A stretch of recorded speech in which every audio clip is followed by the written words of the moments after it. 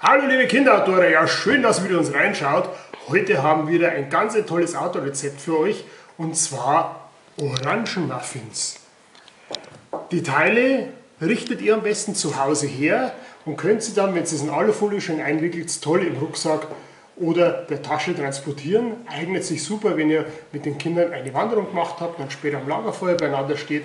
Da legt ihr dann die gefüllten Muffins, die Orangenmuffins ans Lagerfeuer und dann kriegen die ein wunderbares Aroma nach Orange. Und ihr braucht nicht diesen kleinen ekligen Plastiktörtchen, Ringe da mitnehmen. Wir machen das Ganze aus gegebenen Anlass. Vor 99 Jahren wurde die Liebe zu den drei Orangen von Prokofjew uraufgeführt. Bildungsbürgertum, schaut nach bei Wikipedia und ihr wisst, wovon ich rede.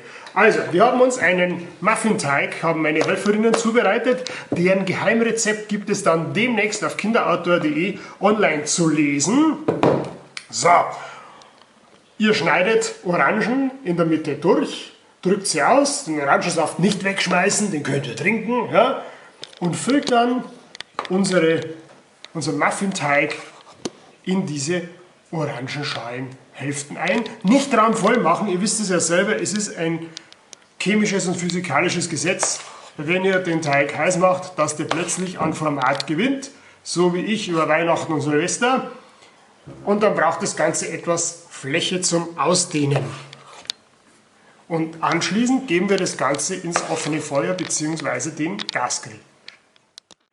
So, wir stellen jetzt, damit ihr seht, die Orangen seitlich vom Lagerfeuer und lassen es da ungefähr eine halbe Stunde stehen. Das mache ich jetzt rein aus optischen Gründen, ohne Alufolie. Ihr wickelt es bitte in Alufolie ein. Gut? Ihr könnt die Orangenmuffins natürlich auch auf einem Gasgrill stellen. Ich meine jetzt nicht den Strebergrill, aber zum Beispiel den Kuchoma von Primus. Da macht man den Deckel zu und lässt dann auch gut eine halbe Stunde das Ganze drin. So, liebe Kinderautoren, ihr seht, ich habe schon mal selbstgeschnitzte Gabel genommen. Jetzt kommt der große Moment. Es riecht ganz, ganz intensiv und wunderbar nach Orangen Muffin. Und den werde ich mir jetzt gleich einverleiben. Super! Solltet ihr unbedingt mit den Kindern ausprobieren. Schmeckt absolut super.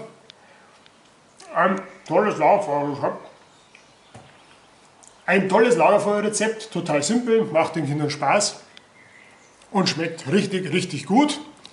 Schaut wieder rein bei kinderautor.de, wir haben lauter so tolle Ideen für euch und Kochrezepte, wir probieren es auch selber aus.